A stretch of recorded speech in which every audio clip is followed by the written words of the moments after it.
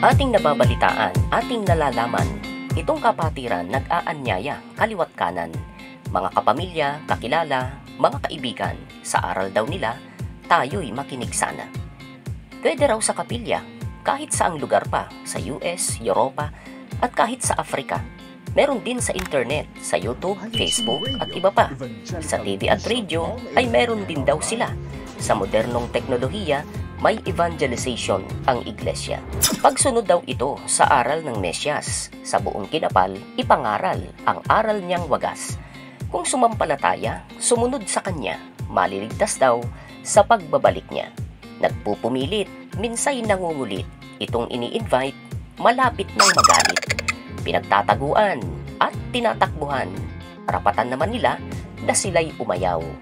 Pero itong iglesia, sige pa rin ang anyaya. Pasok sa makipot, maluwang na eskenita.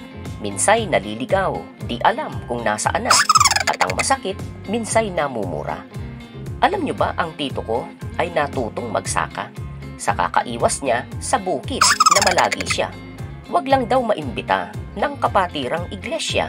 Nagsingkaw ng kalabaw, nagpastol ng baka.